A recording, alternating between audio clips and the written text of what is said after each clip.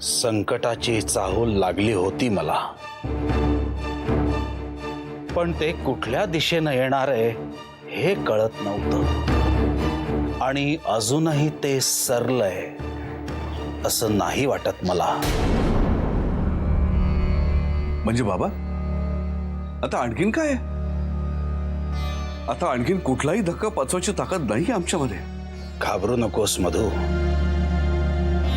चांगल्या वाईटाच्या या युद्धामध्ये आपल्यासारखे सामान्य जीव ओढले जातात, पण चांगल्यावर श्रद्धा ठेवली की वाईटाशी लढण्याची ताकदही येते. कुठेतरी कोणातरी एका व्यक्तीमध्ये एक शक्तीचा स्रोत सापडतो आपल्याला. ती व्यक्ती, ती शक्ती अख्ख्या कुटुंबाला एकत्र धरून ठेवते, सावरून घेते, संकटाच्या वादळातून सुखरूप किनाऱ्याला लावते. आमच्यासाठी ती व्यक्ती तुम्ही आहात बाबा.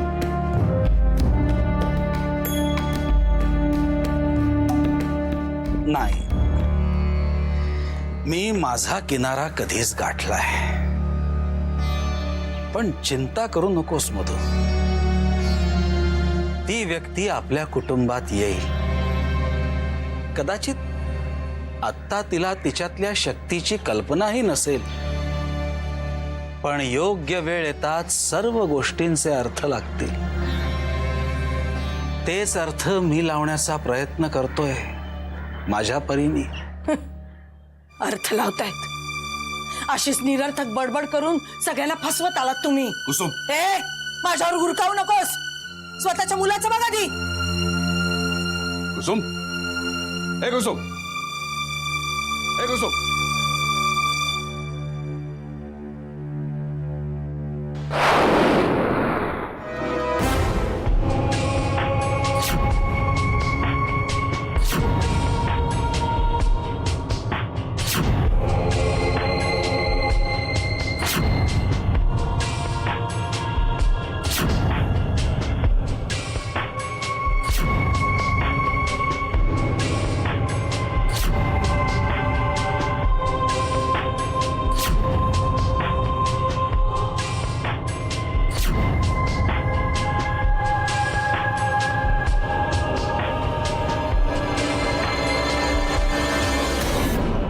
झाली, त्या शेवटाला सुरुवात झाली.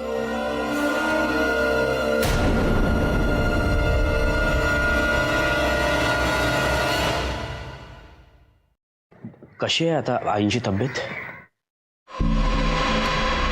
म्हातारीचं काहीही खरं नाही. दुसरा अटॅक आहे. काय होईल परमेश्वरालाच माहिती.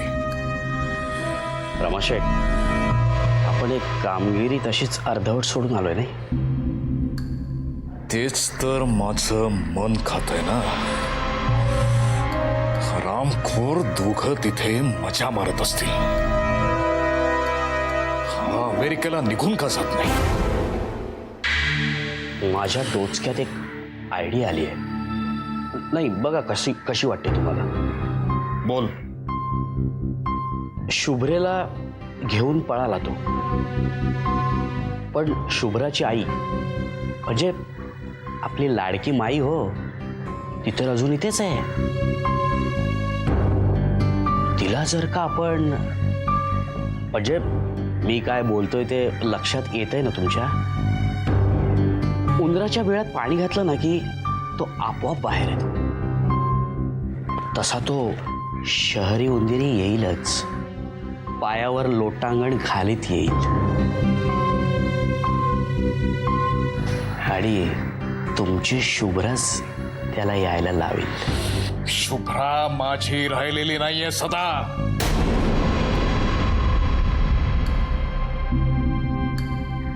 हा, कल्पना बरी आहे तुझी, घ्यायलाच हवी.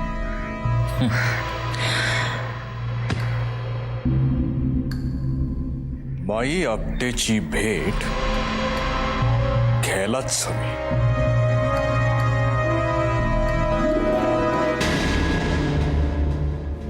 काल रात्री मला जो भास झाला त्याचा काय अर्थ असेल आजोबा?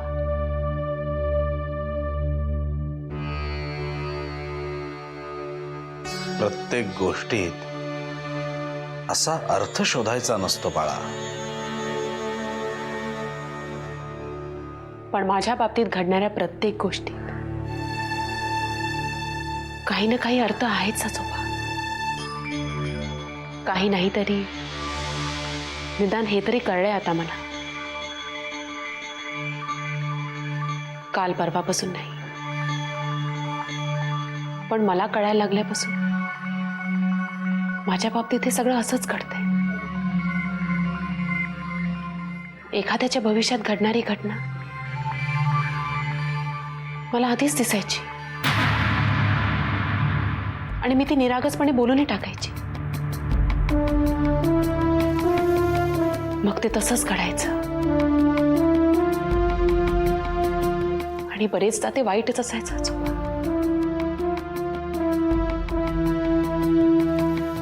शुभ्रा काळ्या जिभेची हे विशेषण मला लहानपणापासूनच चिकटलं. माई आणि बाबांना खूप त्रास भोगावा लागला त्यामुळे.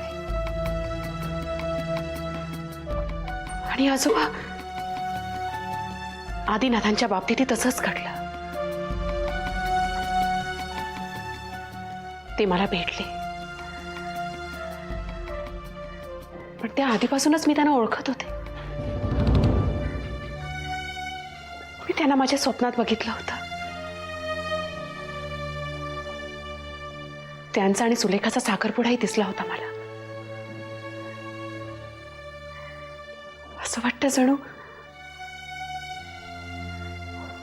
त्यांचं आणि माझं आयुष्य फार पूर्वीपासून एकत्र आहे. फार पूर्वीपासून, मागच्या जन्मापासून. काय म्हणालीस?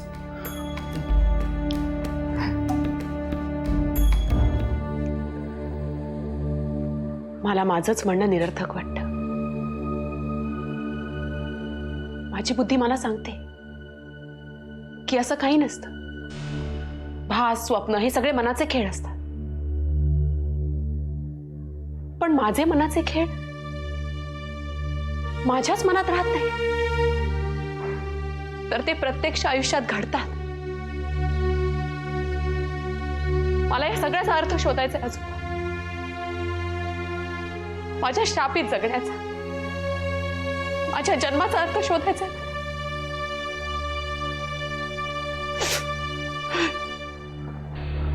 सापडेल तुला तो अर्थ. एक ना एक दिवस नक्की सापडेल. संसाराच्या या महानाट्यात प्रत्येकाची योजना ठरवून केलेली असते त्या जगन्नियंतानं. आपली भूमिका काय, आपल्याला काय करायला हवं, हे अनेकांना त्यांच्या त्यांच्या प्रवेशावर पडदा पडल्यावरही कळत नाही. पण तुझं तसं होणार नाही, विश्वास आहे मला.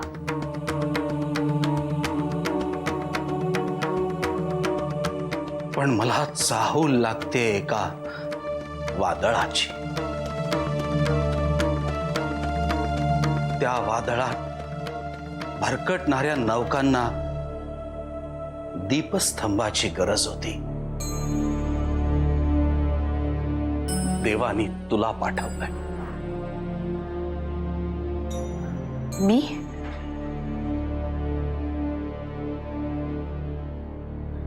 मी दीपस्तंभ. मीच अंधारात आहे आजोबा. मी दीपस्तंभ कशी होऊ शकते?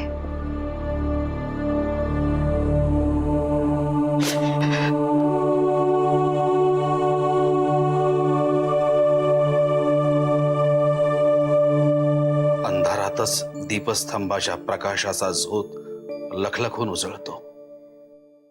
फार विचार करू नकोस बाळा. काळाला थोडा वेळ दे, तो तुला तुझी उत्तरं देईल. वाव. आवाज कमी कर ग त्याचा. थांब रे. काय चाललंय तुझं अरे मगातपासून? आपली वसईची ट्रिप मी शूट केलेली, मी बघतीये. अशा तऱ्हेने आपण वसईच्या जवळ येऊन पोहोचलेलो आहोत आणि माइलस्टोन सांगतोय की आपण फक्त 11 किलोमीटर. अरे तुला नकोसं झालं असेल तर मला दे तो मोबाईल. सकाळपासून फोन लावतोय, अजून लागत नाहीये. कुणाला करतोयस फोन? US ला, आमच्या मेन ऑफिसला.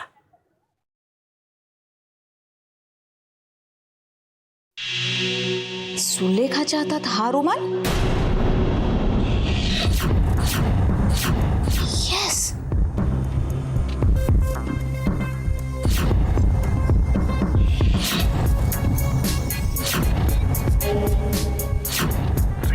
येस ऑफकोर्स हाच दाखवला होता. पण हा सुलेखाच्या हातात कस? म्हणजे दादा एक मिनिट, तुला एक इंटरेस्टिंग गोष्ट दाखवायची, लवकर ये. प्रिया आता नाही प्लीज, नंतर. अरे एक मिनिट, तू ये. प्रिया तू समजून का नाही घेतेस? माझा फोन लागत नाहीये. आज जर त्यांना कॉन्टॅक्ट नाही झाला तर कुठल्याही क्षणी माझी नोकरी जाईल. अरे दादा but please this is please पेर.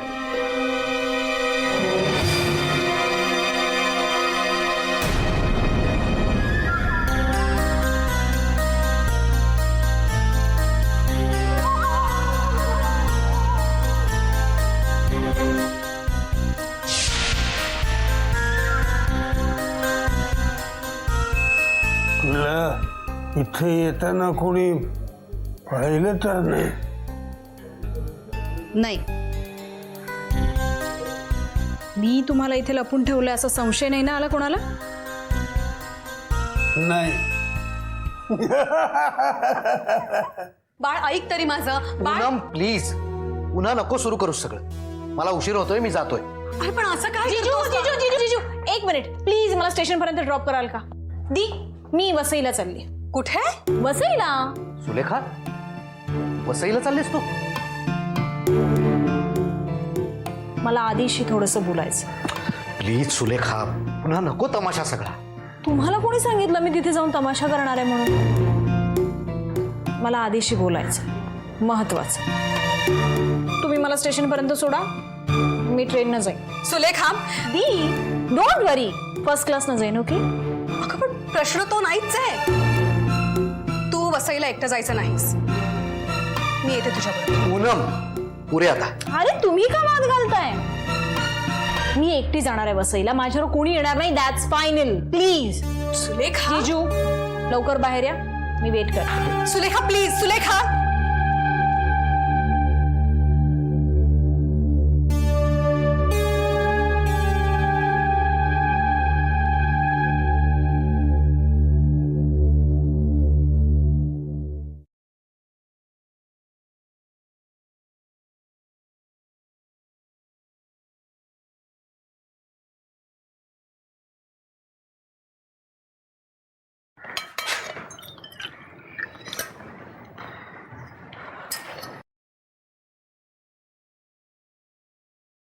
काय कळलं का कंपनीतून?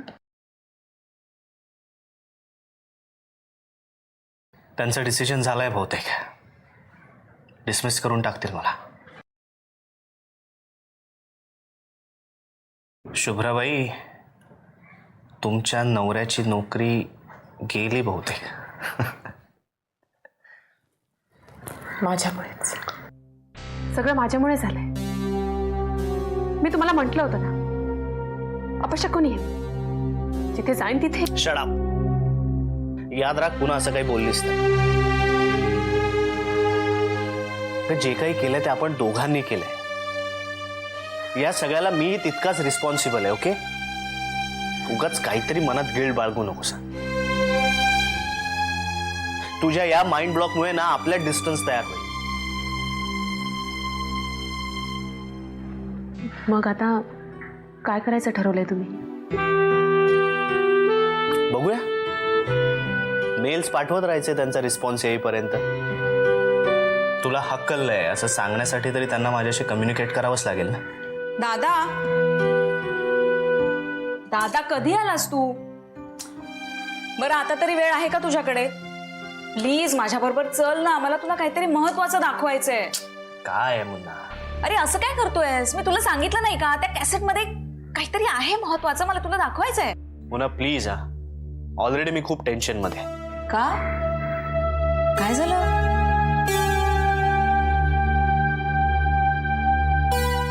यांच्या कंपनीतून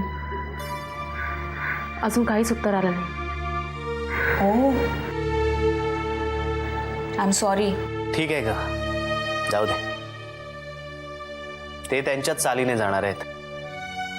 उगाच आपण कशाला आपल्या डोक्याला हात लावून बसायचा. तू काय म्हणून तुझीस मुन्ना, बोल ना. तुला जर वेळ असेल आणि मुख्य म्हणजे इच्छा असेल तर प्लीज माझ्याबरोबर चल आणि ते एकदा येऊन बघ. पोलिसांना सोपा नाजोबा गायब झाल्यानंतर आउट हाऊस मध्ये जो रुमाल मिळाला ना, सेम तसाच डिट्टो तसाच रुमाल मला सुलेखाच्या हातात दिसला त्या कॅसेट मध्ये. प्रिया मला बघायला मिळेल? हे बघ मुन्ना, तू जे काही म्हणतेस ते एक वेळ खरं असेल, आणि पण एका रुमालासारखा दुसरा रुमाल असू शकत नाही का? तू उगाच त्याचा इश्यू करतेस. अरे पण तू जर एकदा येऊन बघितलंस तर काय बिघडेल? हे बघ, माझा तुझ्यावर अविश्वास आहे असं माझं म्हणणं नाहीये, पण राहू दे, राहू दे. तुला काही पडलेली नाहीच आहे ना, लेट इट बी. पण नंतर मला सांगू नकोस हा की मी काही तुला. जाऊ दे. अहो रागवून गेली ती. तिच्या मनासारखं एकदा ऐकलं. प्लीज, इथे कुणाची मनं सांभाळत बसायला वेळ नाहीये मला. माझं भवितव्य अंधारात बुडतंय.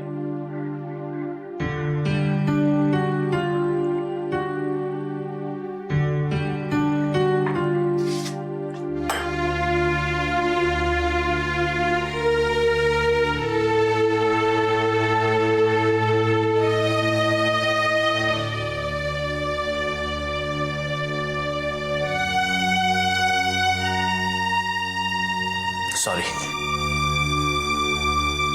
Please leave me alone for some time. नाहीतर मी असंच चिडचिड करत राहणार. जन्मांतरीची साथ व्हावी म्हणून आणलंय तुम्ही मला इथे, आणि आता मला जायला सांगताय. शुभ्रा, इट्स ओके, मी बाहेर आहे. काय लागलं तर हाक मारा.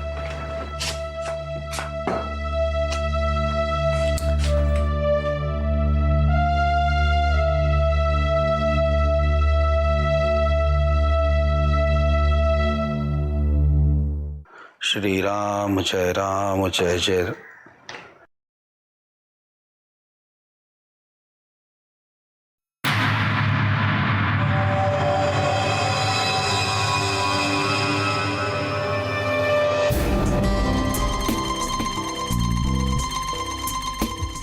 तुला काय हवंय सुलेखा?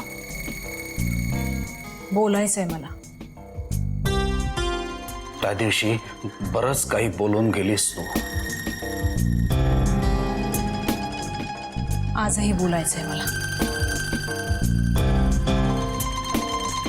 ये आरती आहे. नाही, मला मला आधीशी बोलायचं.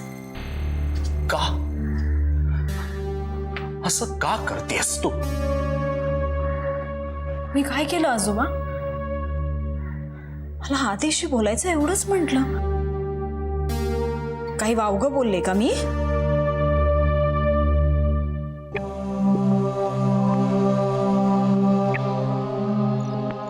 आदिनाथशी बोलून आता काहीही साध्य होणार नाही. मला आणखीन तमाशा नकोय घरात. तुझ्यावर अन्याय झालाय, कबूल आहे मला, पण काय बोलायचंय तुला माझ्याशी?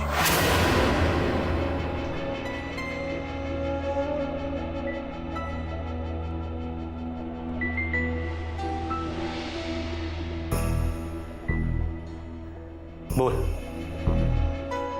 ऐकायची तयारी आहे माझी.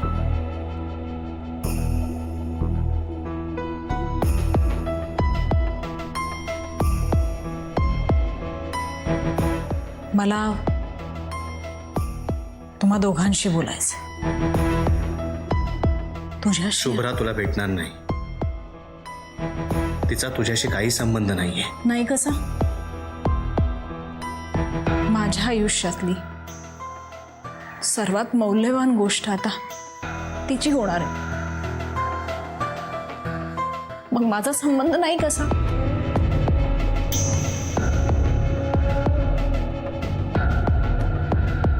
आधी प्लीज मला एकदा भेटू दे शुभ्राला. प्लीज